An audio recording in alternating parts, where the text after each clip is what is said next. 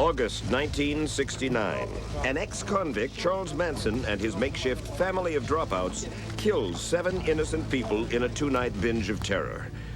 Charles Manson epitomizes the menace of serial killers, people who murder again and again, not for profit or revenge, but for the thrill of power and domination. The Charles Manson family and America's serial killer epidemic on this edition of the 20th century.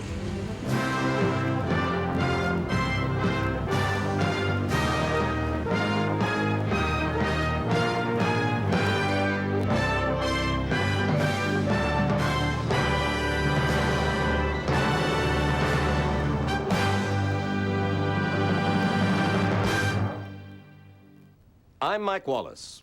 It was a shocking crime. 7 murders, cloaked in the language of revolution. And it set the entire country on edge. Author Joan Didion wrote, "For many people in Los Angeles, the 1960s ended abruptly on August 9th, 1969, at the exact moment when word of the murders on Cielo Drive traveled like brush fire through the community." We have a weird homicide. In a scene described by one investigator as reminiscent of a weird religious rite, 5 persons, including actress Sharon Tate, were found dead at the home of Miss Tate and her husband, screen director Roman Polanski. Miss Tate, who starred in Valley of the Dolls, was 8 months pregnant and was found in a bikini-type nightgown with a rope around her neck attached to the body of a man. 2 bodies inside, 2 bodies outside. Among the other victims were Hollywood hairstylist Jay Sebring and coffee heiress Abigail Folger. Authorities would allow no one in an unofficial capacity inside the posh $200,000 home in the hills overlooking Los Angeles. When police arrived, they found the telephones and electricity lines cut. The bodies had been dead about 12 hours. They were discovered this morning by a maid who ran screaming to neighbors. One officer summed up the murders when he said, "In all my years, I have never seen anything like this before." Sharon Tate's husband, director Roman Polanski, returned hastily from London, where he had been working on a film. He denied rumors that drugs were behind the killings. Sharon not only didn't use drugs, she didn't touch alcohol, she didn't At a smoke press conference, cigarettes. Polanski painted a macabre picture of the scene inside his house. The house is open now. You will see the baby clothes. You will see the room, which he was painting. You will see a lot of blood. While the police admitted they had no suspects in the Bel Air massacre, there were 2 more murders 15 miles away in the Silver Lake section of Los Angeles. Market owner Leo LaBianca and his wife Rosemary were found by their children stabbed and mutilated. Police at first did not see the parallels between the Tate and LaBianca murders. The word war was carved into LaBianca's chest, and "Death to Pigs" was smeared in the blood of one of the victims. The word pig had been scrawled in blood on the door of the Bel Air mansion, where actress Sharon Tate and 4 others were slain, but police said, despite the similarities, they do not believe the crimes are linked. Those messages proved to be crucial in tying the crimes together. Meanwhile, Los Angeles lived in fear, and the world looked on in morbid fascination. It took investigators 3 months to locate who was behind the killings. It was Charles Manson, a drifter, whose career in crime came out of a background of poverty and deprivation. I come from the hills of Kentucky. I come from hard times, bologna for Sunday dinner. I come from the Depression. Manson was born in Cincinnati in 1934, an illegitimate child. Fathers, all men. After dropping out of 7th grade, he was never not in trouble, from burglary to check forgery. When I was a child, I used to be crying and bitching, and the old man said, "You do the crime, boy?" And I'd say, "Yeah." And he'd say, "Well, shut up and do your time." Right. And I'd say, "Shut up and do your time." Even though I didn't think it was right, I had to do 10 years for a $37 check. Other arrests followed: armed robbery, pimping, auto theft. By 1967, when he was released from McNeil Island Penitentiary in Washington state, Manson had spent more than half his life in reform schools and prisons. In prison, Manson learned to play the guitar. After he got out, he headed for California, hoping to become a recording star. His first stops were Berkeley and Haight-Ashbury, hotspots in America's emerging hippie drug culture.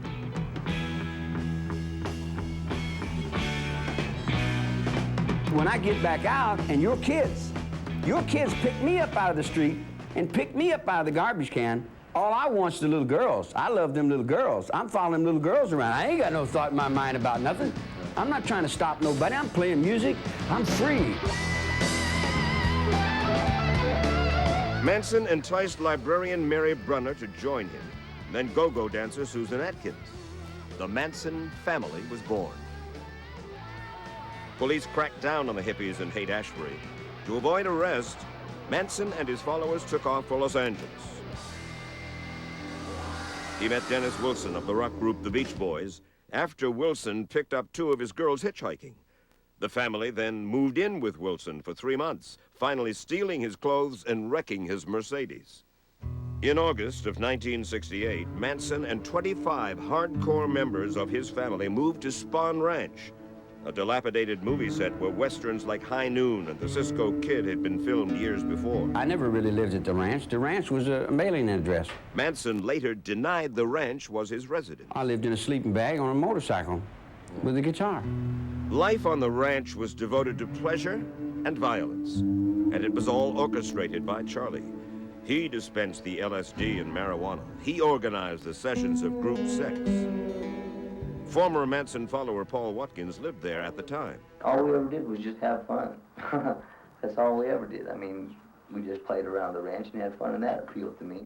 It was from Spahn Ranch that Manson launched his predatory attacks on that other world at the Tate and LaBianca homes.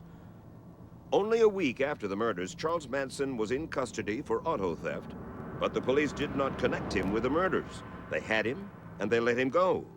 Released on a technicality, Manson soon returned to Spahn Ranch. While the murders remained unsolved, Los Angeles stayed on nervous alert. A break in the case was finally announced on December 1st. The development of information from the 2 separate investigations of the Tate and LaBianca cases led detectives to the conclusion that the crimes in both cases were committed by the same group of people. The most compelling evidence for the murder indictments came from Manson devotee Susan Atkins, in jail on prostitution charges. Atkins bragged to a cellmate, Ronnie Howard, about taking part in both the Tate and LaBianca killings on Charlie's command. Howard contacted the warden and police with the information. By now, Manson was back in jail on auto theft and arson charges. This time, the police had him. Charged with the 7 Tate LaBianca murders were Susan Atkins, Charles Tex Watson, Patricia Krenwinkel, and Linda Kasabian. Leslie Van Houten was indicted for the 2 LaBianca killings. And behind it all was the instigator, the manipulator, Charles Manson.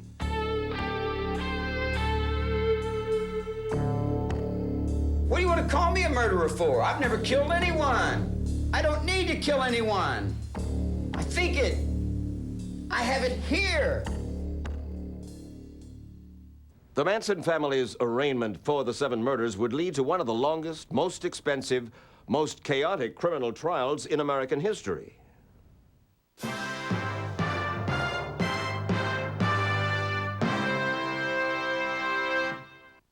Right now, Firestone tires are on sale.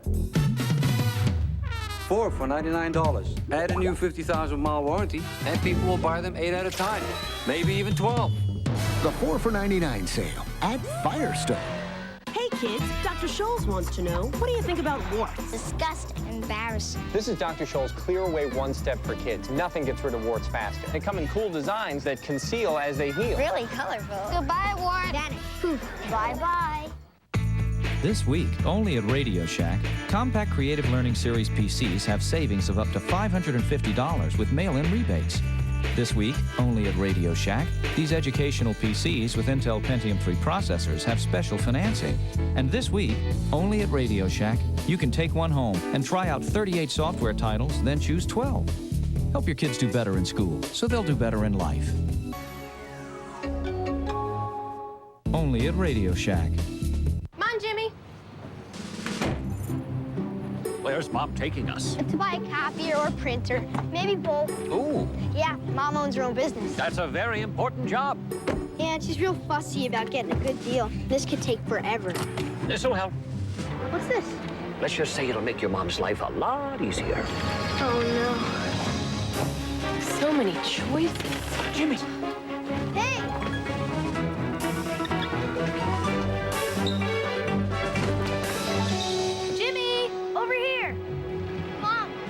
look. Xerox. Digital quality copies, digital reliability, with a built-in laser printer, too. $4.49 for Xerox. Wow. Jimmy, how'd you find this? Oh, some guy in a dress told me. What? Jimmy, this is not a dress. Yeah, right. Keep the conversation going. Share the knowledge. The Digital Document Company, Xerox. Tonight on the History Channel. They aren't police, but they can take you to jail. Go on the hunt for medieval bandits, runaway slaves, Wild West outlaws, and bail jumpers with bounty hunters on a brand new season of History's Mysteries. Tonight at 8 Eastern, 9 Pacific on the History Channel. If you ride the A train, it's hard to believe that New York's first subway was built in secret. From the History Channel, the official network of every millennium. This is Time Lab 2000. In 1912, workers digging a new subway in New York stumble upon a fully preserved station they never knew existed. It was built in 1870 by Scientific American editor Alfred Beach. He was appalled by New York's traffic even then and thought, why not build a train underground? But politics threatened to derail the plan.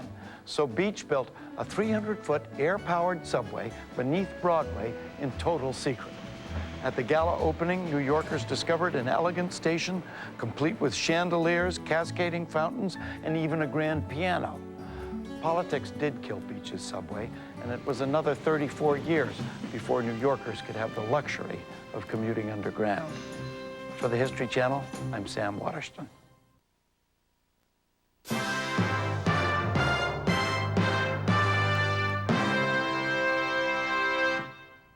The trial of Charles Manson and the 3 female defendants began in June of 1970 and lasted for 9.5 chaotic months.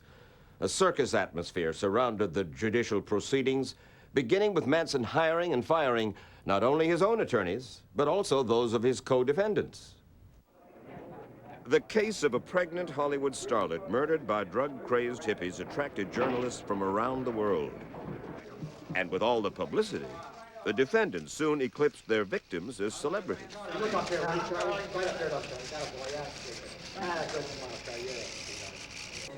In downtown Los Angeles, Manson family members used the courthouse as their stage, playing to the press and curiosity seekers. How can you say that there's no question of his innocence unless you were with him at the time and it was somewhere else? Well, the newspapers now are dropping the word alleged. I can say anything I want to say. Music and lyrics by Charles Manson. So bring only your perfection, for their love will only be no cold pain, fear, or hunger.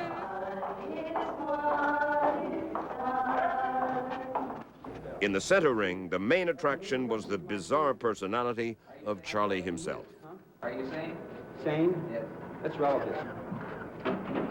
That's up to the judge. A packed courtroom was riveted by his antics. Manson began a dialogue with Judge Charles Older. He said, "You are going to use this courtroom to kill me." Suddenly, Manson jumped on the defense table and leaped toward the judge, a yellow lead pencil in his hand. A bailiff tackled him in midair. As he was led away, Manson screamed, "In the name of Christian justice, someone should cut your head off." It happened in full view of the jury, with the 3 female defendants chanting in the background. Defense attorney Ronald Hughes explained the X cut into Manson's forehead. He's cut himself out symbolically with this X across his forehead, which he inflicted with a razor blade. One of the defense attorneys at one time told me that Mr. Manson may very well be Jesus Christ reincarnate. Now, you told me a while ago that you regard Charlie Manson as the Antichrist. He's a false prophet and has come to deceive as many people as he can. Chief Prosecutor, Assistant DA Vincent Bugliosi. The fact that someone has a twisted, bizarre, irrational mind does not necessarily mean he is insane in a legal sense. Manson's celebrity status got the attention of even the president. It was at an unscheduled, hastily arranged news conference inside Denver's federal courthouse that President Nixon made his assertion that Charles Manson is guilty. Here is a man who was guilty, directly or indirectly, of 8 murders without reason. Here is a man yet who, as far as the coverage was concerned, appeared to be rather a glamorous figure. Nixon's comments created a small tempest when defense lawyers sought to use them as grounds for mistrial. Manson defense attorney Paul Fitzgerald. I mean, you gentlemen have to realize that you can't deal with prejudice on such a massive level. If the President of the United States says somebody's guilty, what recourse do you have? You answer the question. In court, Manson held up a front-page headline with the controversial quote for the jury to see. Defense attorney Day Shin, who brought the newspaper into the courtroom, denied giving it to Manson. We had no idea where Manson got that front page. So you did nothing deliberately to provoke that incident? Definitely not. The lawyer was sentenced to 3 nights in jail for having the paper with him in court. But despite all the sideshows, the business of the court proceeded. Assistant D.A. Bugliosi built his case around 3 key elements. First, in return for immunity, star witness Linda Kasabian said that she'd testify to the identities of those who took part in the murders at the Tate House on August 9th and the LaBianca House on August 10th. Kasabian was in the car on both nights. The defense vehemently opposed Kasabian's testimony due to her history with drugs. She had imbibed LSD a total of 300 times, and it was our position at that time that anyone who had imbibed those quantities of LSD over an extensive period of time would likely have difficulty differentiating between fantasy and reality, would have difficulty differentiating between truth and falsity, and between right and wrong. And because someone takes LSD does not mean that thereafter they are forevermore precluded from telling the truth about anything. This, of course, is preposterous. But the judge allowed Kasabian to take the stand to the delight of the prosecutor. She was in the driveway at first, and she heard these horrible, horrendous screams coming from men and women, constant screams, pleading for their lives, coming from inside the residence. At that point, she ran up to the residence. She wanted the carnage to stop. There was supporting testimony from Spahn Ranch visitor Juan Flynn. You know, I came in, I got something to eat, and he's just put a knife to my throat, and he says, you son of a bitch, don't you know I'm the one who's doing all these killings, you know? The second key point for Bugliosi was to prove that Manson exercised a form of mind control over his family members. In a police statement, Susan Atkins said they were all programmed by Charlie. He could make them do anything he wanted, she said, even to kill in cold blood. Patricia Krenwinkel's father believed his daughter remained under Manson's spell. You think she's still under the influence of Charles Manson? I definitely do. Her mother felt that she'd raised a regular, well-adjusted daughter. She didn't have highs and lows. She was just a normal, lovely, loving child. Finally, Bugliosi had to prove there was a motive for the murders. Manson's motive was summed up in Helter Skelter, the name of a song by the Beatles with the exact words smeared in blood at the LaBianca house. He had an obsession with Helter Skelter. He constantly predicted that Helter Skelter was coming down, meaning that the black man was going to rise up against the white establishment and murder the entire white race, with the exception of him and his followers, who intended, of course, to escape from Helter Skelter by going to the desert. The next step in Manson's plan was for the family to assume rule over the blacks. Paul Watkins testified that the once carefree Manson was now driven to start a race war. All of a sudden, there got to be talk of revolution and killing and stabbing people and pigs and oh man, and it just kept building and building, and he built it more and more. Near the end of the trial, with the jury absent, Manson took the stand and gave a rambling, hour-long defense of himself. For several hours, Manson's narrative kept the crowded courtroom in absolute silence as he mixed comments on the evidence with his personal philosophy. It reflected a life in jail for 23 of his 36 years. Manson said, "I've killed no one, and I've ordered no one to be killed." By late morning, Manson said, "You're as much responsible for the Vietnam War as I am for killing those people." His remarks at times were eloquent and impressive. But in mid-afternoon, when Judge Charles Older asked if he wanted to testify in front of the jury, he declined. So did the 3 other defendants. And without presenting any witnesses, the defense in the Charles Manson trial has skidded to a stunning conclusion. The jury found Manson, Atkins, Krenwinkel, and Van Houten guilty of first-degree murder and conspiracy. I think that we were forced to select a jury from a very hostile and antagonistic community of Los Angeles.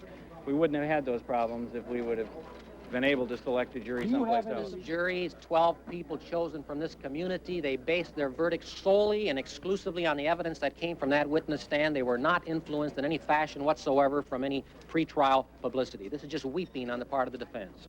After the trial, jurors had no second thoughts about their decision.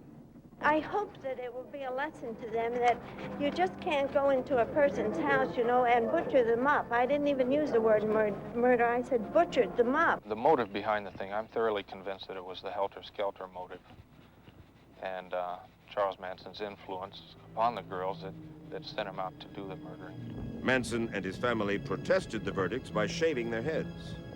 We cut our hair, we did it together. Everything we do together. 3 months later, the guilty were sentenced. The defendants were sentenced to die in the gas chamber at San Quentin, California. The last execution there was in 1967. The system has judged itself. Now the brothers are coming out, and they're going to judge you as they have been judged. The Manson family's love songs now changed to ominous threats. You all know there's a revolution coming, and it's coming fast. It's just right around the corner now. You better believe he's going to cut some heads off when he gets out of here. He's going to cut all your heads off when he gets out of here. Because that's what you got coming. In a separate trial, Charles Tex Watson was also found guilty in the Tate LaBianca murders, and he was sentenced to death, blamed for inflicting 80% of the wounds on both nights. Watson later tried to excuse his behavior before a parole board. I did not want to do what I was doing. I seemed like I was controlled by another power. Matter of fact, when I went into the house and committed the crime and began to commit the crime, I told the victims that I was the devil and that I was here to do the devil's work. Manson and his cohorts escaped the gas chamber when the California Supreme Court declared the death penalty unconstitutional in 1972. In the aftermath of the trial, the Manson story would not go away. Manson family members who were out of jail seemed bent on carrying on his destructive legacy.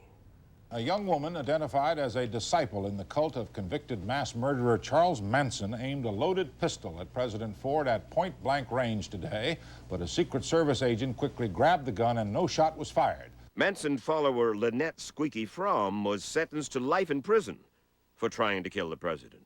My concern is not your presidents. My concern is Manson, air, water, and earth. In 1976, family member Sandra Good was convicted of sending death threats to corporate and government leaders. 10 years later, she wore a charm bracelet to show her loyalties had not changed. These are the colors of my family. This is green, Leslie Van Houten. Yellow is Pat Krenwinkel. Gold is another family woman. Red is Lynette. Violet is Susan, and blue is myself. Beginning in 1978, Manson became eligible for parole. He treated the parole hearings as he treated his trial, like a show. Manson is, frankly, probably the best advertisement that California has ever had for the death penalty. Do you feel that a person that committed such a heinous crime should come up for parole in 7 years? I don't. In 1982, Sharon Tate's mother, Doris, began collecting signatures in her beauty salon to keep the Manson family behind bars. She also appeared on talk shows for her cause, sometimes with explosive results. These people were not criminals. They were extremely peaceable. They were extremely loving, caring people. Are you a member of the group of the Charles Manson family? Yes, I was associated with them. I figured so. That's what I thought. All I got to say. I know that they killed her, okay? I know that the girls held her down, and I know that Watson stabbed her to death, okay? 27 Peaceful times. or not, okay? They have to pay for their crimes. Manson was still denying his guilt for the crimes during a 1987 book promotion that turned into a chilling message to America. Maybe I should have killed 400 or 500 people, then I would have felt better. Then when I felt like I really offered society something. You know, if I wanted to kill somebody, I'd take this book and beat you to death with it, and I wouldn't feel a thing. It'd be just like walking to the drugstore. Believe me, if I started murdering people, there'd be none of you left. Charles Manson was the ultimate misfit, not very good even at crime. Experts say that he was a serial killer who depended on others to do his killing. But as we'll see, he was the exception. For most serial killers are solitary types who murder on their own with cunning and cruelty. That story in a moment.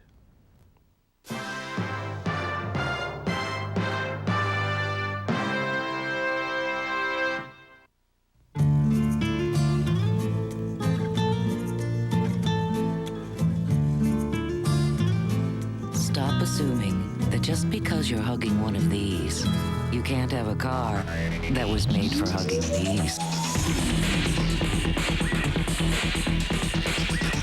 Alero, with the road-hugging active response system. Start feeling connected. Alero by Oldsmobile. Start something. Every month I'm writing these big checks to all these insurance companies. Life insurance, car insurance, and my old bank, they cash the checks just fine. But then I heard about wingspanbank.com. Helps you search the nation for all the best insurance rates.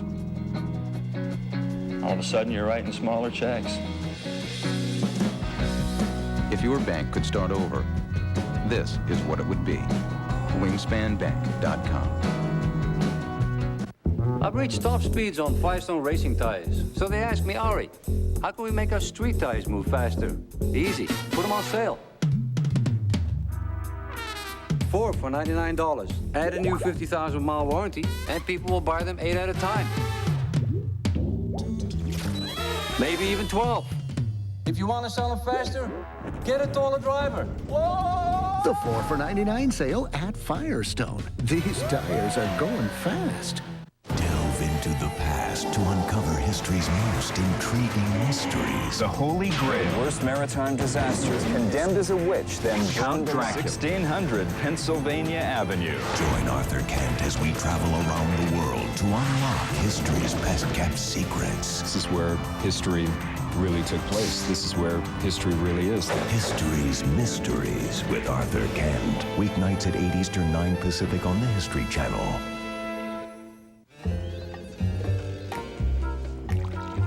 Thanks. At Geico, we work 24 hours a day. Fortunately, we're equipped for the job. Geico, a 15-minute call could save you 15% or more on car insurance. Am I on? Geico Direct could save you hundreds of dollars on car insurance. Result? Smaller bill. Geico, a 15-minute call could save you 15% or more.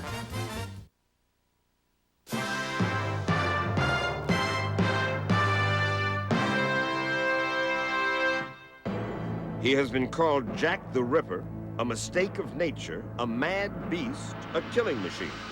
He is the serial killer, a frightening presence in America.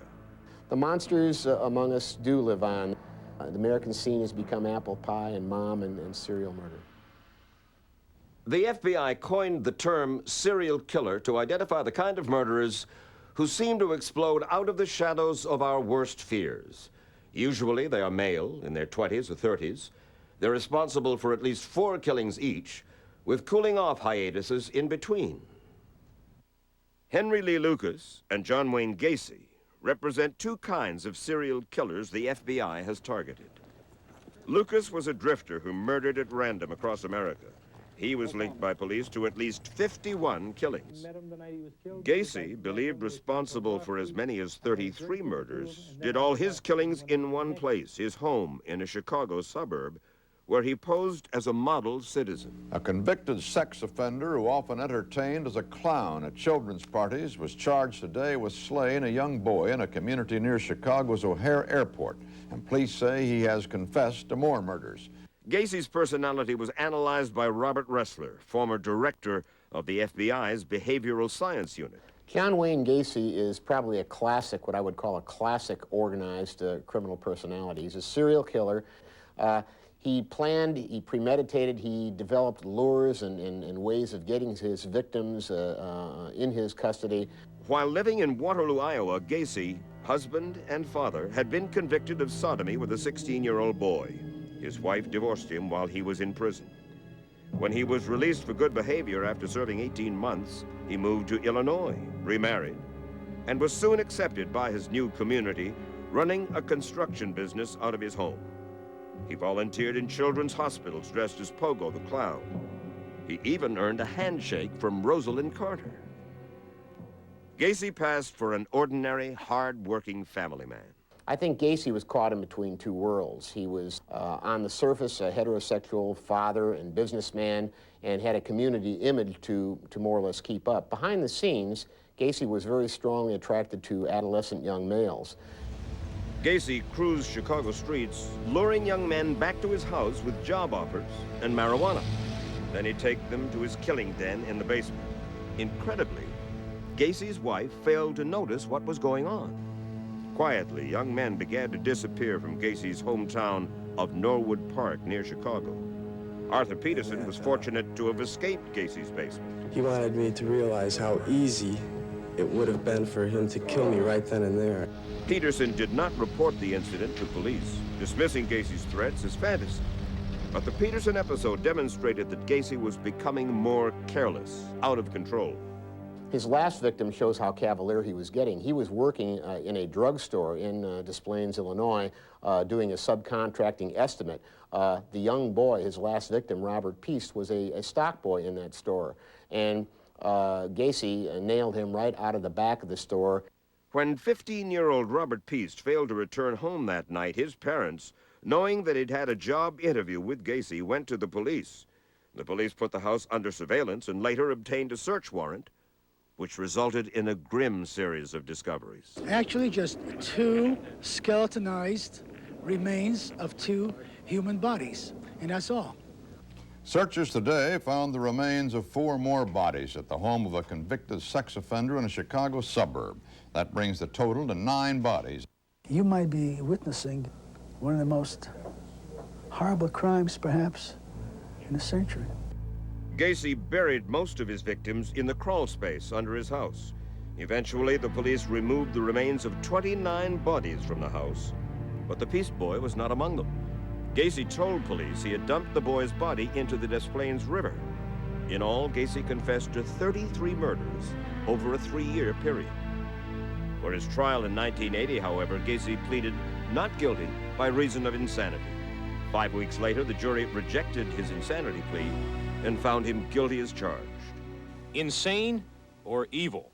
The jury quickly decided that Gacy is not crazy, agreeing with prosecutors that for 7 years, Gacy lured 33 young men into his small home, torturing some, murdering all, then carefully burying them. John Wayne Gacy will be back in court later today, so will the jury, to start considering the penalty for his crimes. The defense wants him committed for the rest of his life. The prosecution wants the electric chair.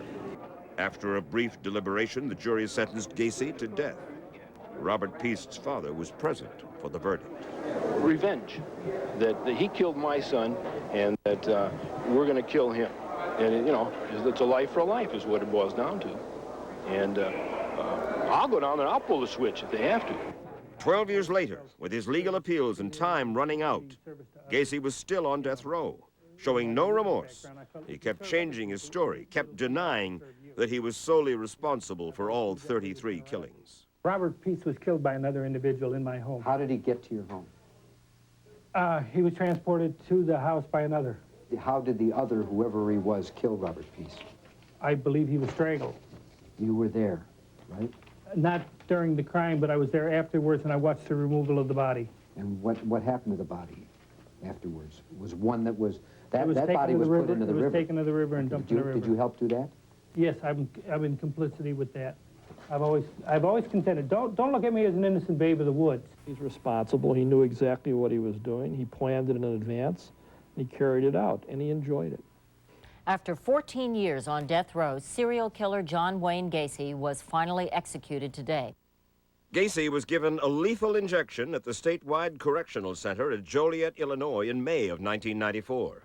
He denied his crimes right to the very end, a cocksure attitude typical of many serial killers, including one who murdered from coast to coast. Like Gacy, Henry Lee Lucas was a calculating predator with an oversized ego who believed he would never be caught. Unlike Gacy, Lucas was a drifter who got away with murder for over 30 years, beginning in 1951. 1951 was a little schoolgirl. She was about 16 years old. And I had been out driving around, and I seen her on the road, and I stopped and picked her up and took her over the side of the road and raped her and killed her. Henry Lee Lucas grew up in backwoods Virginia with an alcoholic father and a prostitute mother. As a teenager, Lucas served a string of jail terms for breaking and entering, for auto theft. Released from the Virginia State Penitentiary in 1953, he traveled to Michigan, where his mother had relocated. 4 months later, they fell into a drunken quarrel. We were arguing and fighting, and Mom had hit me with a broom, and I swung around to hit her with, side the head with my hand. I had a knife in my hand where I cut her on the neck. So she died of a heart attack, and they charged me with her death. Lucas was sentenced to 40 years in Michigan State Prison for his mother's murder. He was released in 1970 over his own protests and a warning that he would kill again. True to his word, Lucas embarked on a killing spree that took him through the Southwest and Florida. There's been strangulations, there's been knifings, there's been shootings, there's been hit and runs, hangings, smothered to death, beaten to death. Every type of crime that you can put in your mind, I've done it. The chameleon figure eluded police until 1982, when he was picked up on a weapons charge in Texas. In jail, Lucas stunned authorities by confessing to hundreds of murders coast to coast. Working with the police, I've been able to establish 360. We found that Lucas had attempted to confess to the disappearance of Jimmy Hoffa. He had attempted to claim that he had delivered the poison to Jim Jones in Jonestown when they, with all the people there that were poisoned. The Dallas Times-Herald broke a story that ran down the list of murders Lucas had confessed to, along with documents showing where he was on the dates of the murders. It was becoming obvious that Lucas could not have committed all the murders he said he did. Nonetheless, in June of 1984, after an official investigation, the state of Texas did successfully prosecute Lucas on 5 counts of murder. The jury entered a verdict. We, the jury, found the defendant Henry Lee Lucas guilty of the offense of murder as alleged in the indictment. Lucas was sentenced to death.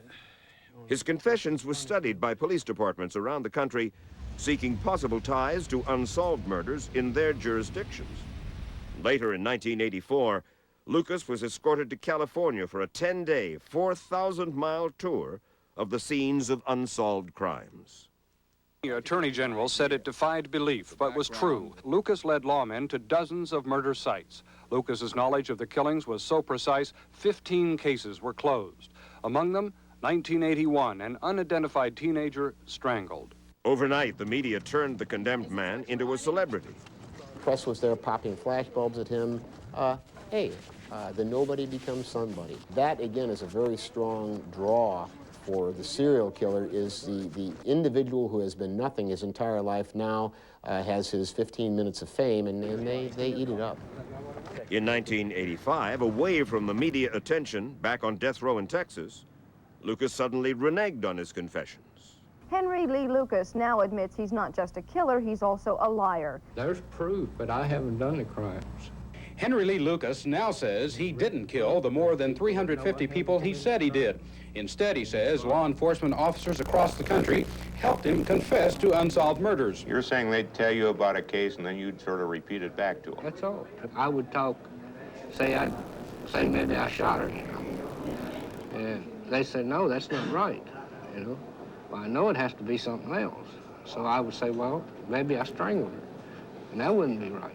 So they said, well, no, that ain't right, I said, well, maybe I stabbed her. And they said, oh, yeah, that's right now. That's right.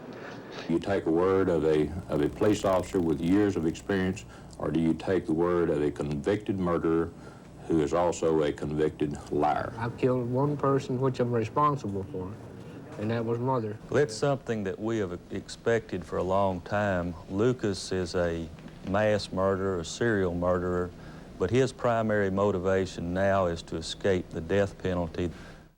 Like John Wayne Gacy's 11th-hour attempt to save himself, Henry Lee Lucas's appeal of his convictions did not succeed either. As a result of investigations like that into the Henry Lee Lucas case, the FBI began to develop systems of crime scene analysis and criminal profiling to help local authorities cope with serial killers more effectively. And as we'll see, those methods were central in catching and convicting Wayne Williams in the Atlanta child murders case.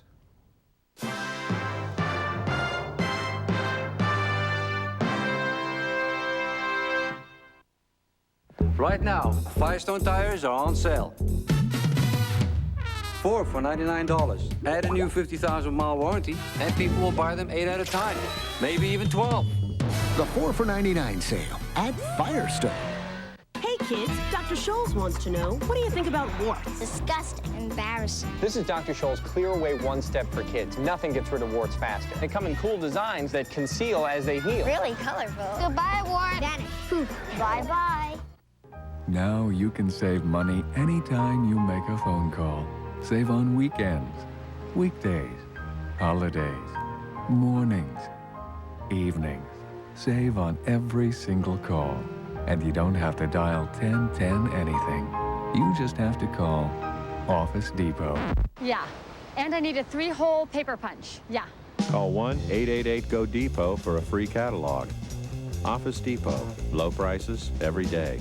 Tonight on the History Channel, surviving the test. This pioneering dummy was better than a cadaver, which is what was used in early tests. Will it hold up, stay together, and most importantly, keep you alive? One of the biggest dangers inside a vehicle is the fragment.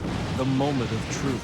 People really don't have that much time. In those conditions, someone would die. Crash testing on Modern Marvels. Tonight at 10 Eastern, 11 Pacific on the History Channel.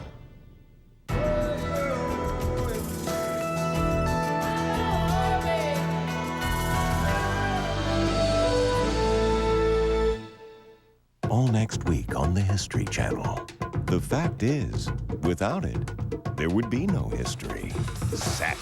We all have drive, sexual impulse. Shocking, exciting. libido. Damn the consequences. There were excesses in the sexual revolution. And stimulating since the beginning of time. A world premiere miniseries, The History of Sex. All next week at 10 Eastern, 11 Pacific, only on the History Channel.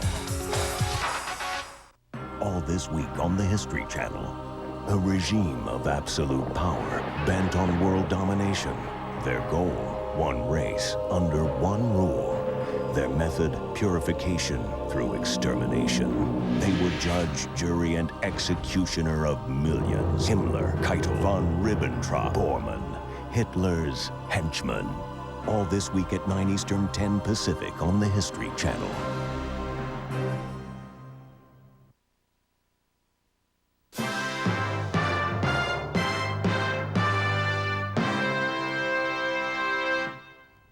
The case of the Atlanta child murders brought national attention to the tools and techniques developed by the FBI to combat serial murders.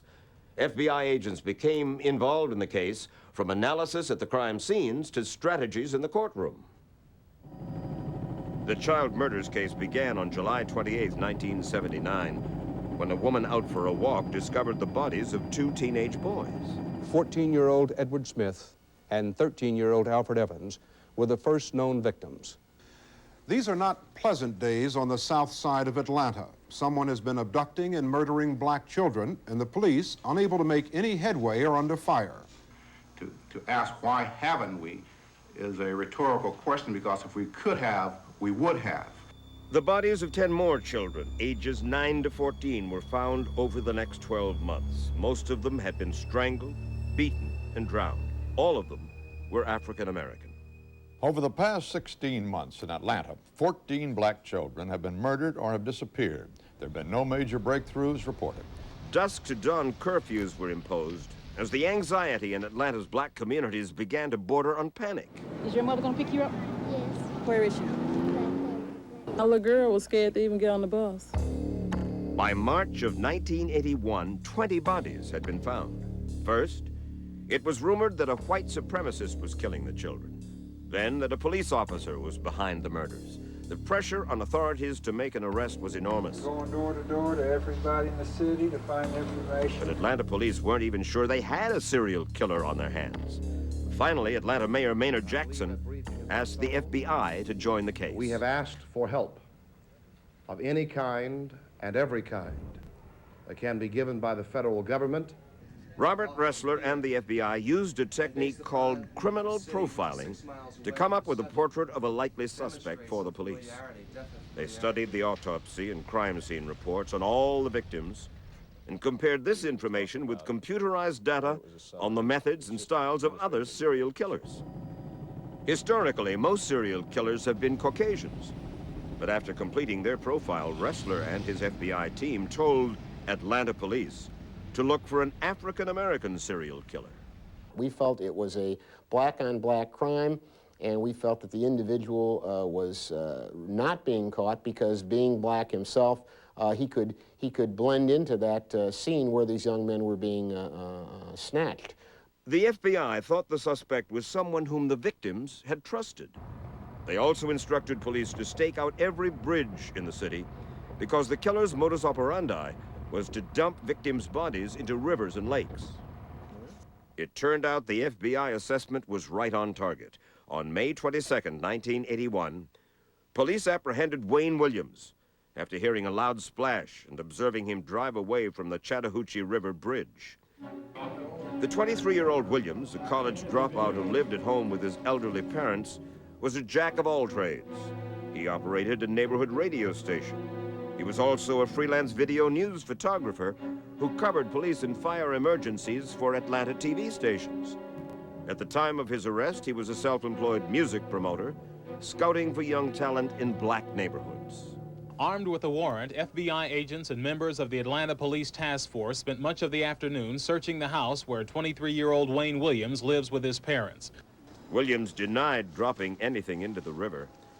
But searching his station wagon, police found nylon rope, a pair of gloves, some fibers and hairs, and bloodstains on the front seat.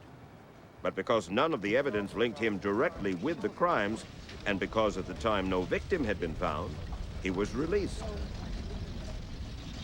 2 days later, the body of Nathaniel Cater, victim number 28, was pulled out of the Chattahoochee River. As the investigation proceeded, it was learned that Williams had visited some of the crime scenes as a volunteer on search teams, and even tried to get a job at a morgue where some of the victims' bodies were sent. It really shows that morbid nature of the individual to get in, to more or less get closer to the circumstances of the crimes that he has committed, the havoc that he is committing and causing, and of course that again feeds the ego. In Atlanta, police arrested and charged 23-year-old Wayne Williams with the most recent in a series of murders of black youths. The warrant charged Williams on June 23rd with the murders of Nathaniel Cater and another man, Jimmy Ray Payne, whose remains were also recovered from the Chattahoochee. Williams' attorney, Mary Welcome, said today her client would plead not guilty to the murder charge. A preliminary hearing is set for tomorrow. I told them that I dropped nothing in the river. They said that. I didn't. It just looks like to me you may have just a bunch of murders out here. I did not do it. During the 9-week trial, Williams stuck to his story in spite of mounting circumstantial evidence against him. The jury in the Atlanta trial of Wayne Williams took a bus ride today for a personal look at a key point of evidence and a key point of argument between the prosecution and defense. It is a bridge over the Chattahoochee River. It is on this two-lane bridge that the prosecution believes that Wayne Williams stopped his car about 3 a.m. on May 22nd, removed the body of Nathaniel Cater, and threw him into the Chattahoochee River. After watching them, Judge Clarence Cooper said it was obvious that the jury has been paying close attention to the testimony. But defense attorneys were hoping for more. They were hoping it would show how difficult it is to throw a body off of this bridge. The prosecution grilled Williams on details of the murders for 3 days. It was an FBI strategy to break through the defendant's innocent facade. For 2 days, Williams held his own, but then he became cold and hostile.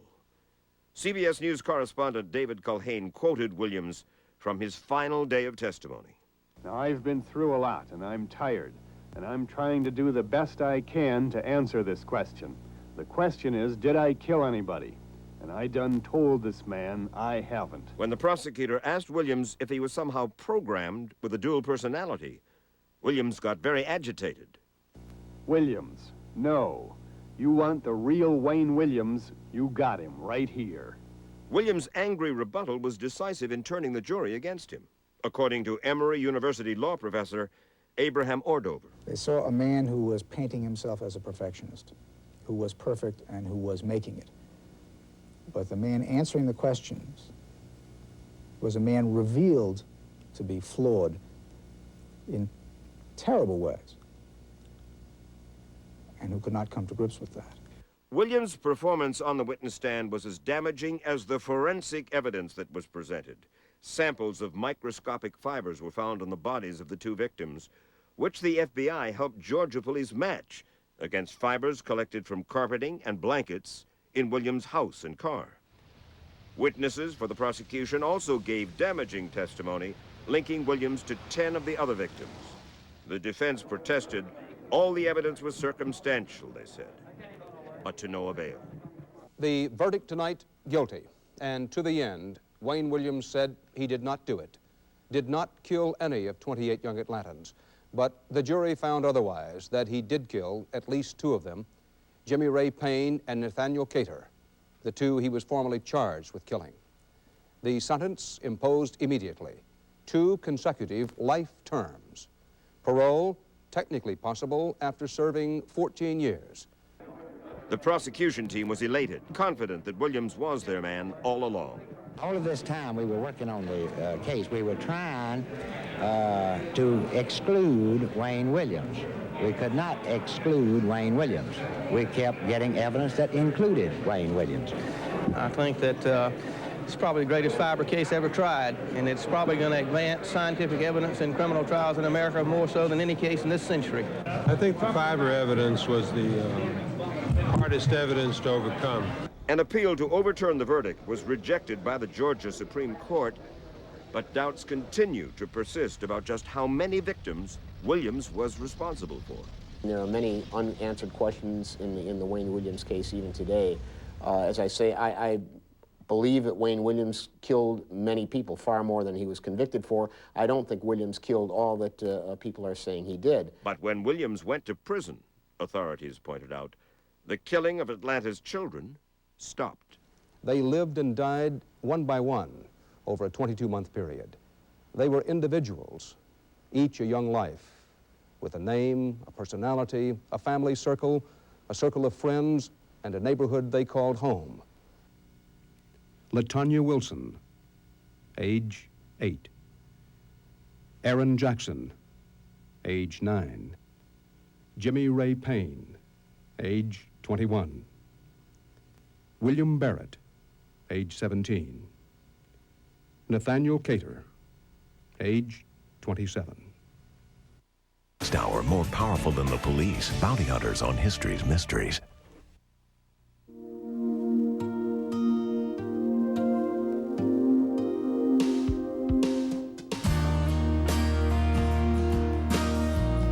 The inspiration for the new LeSabre didn't just come from a research center or design facility. It also came from your family.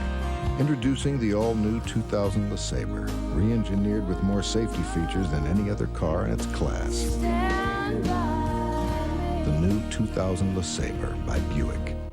Learn how to make money using Investor's Business Daily. Since I've started using Investor's Business Daily, I've at least doubled or tripled my investment results. IBD has helped me profit in the market tremendously. I made 100% on my money. Call to receive your free 2-week trial to IBD and also get free the new video, Maximizing Your Success. Investor's Business Daily.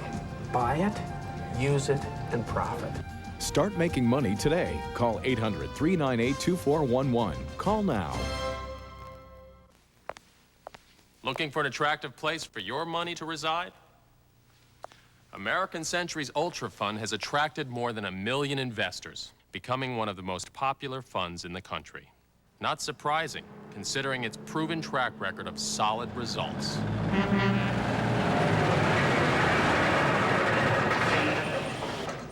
Need some help moving? Call 1-888-ACI-FUNDS or your investment professional. I've reached top speeds on Firestone racing tires. So they asked me, Ari, how can we make our street tires move faster? Easy. Put them on sale. 4 for $99. Add a new 50,000-mile warranty, and people will buy them 8 at a time. Maybe even 12. If you want to sell them faster, get a taller driver. Whoa! The 4 for $99 sale at Firestone. These tires are going fast. Tonight on the History Channel, the most powerful of all Hitler's aides, the enforcer who ordered the SS to inflict death and destruction. He was deemed the executioner, Heinrich Himmler, one of Hitler's henchmen. Tonight at 9 Eastern, 10 Pacific on the History Channel. History's Lost and Found. One moment, On History's please. Lost and Found, you'll find some pretty amazing things. Paul Revere's lantern, the oldest pair of Levi's, King Herod's bathtub. What do you see the ring on it? History's Lost and Found. Tonight at 11 Eastern, 12 Pacific on the History Channel.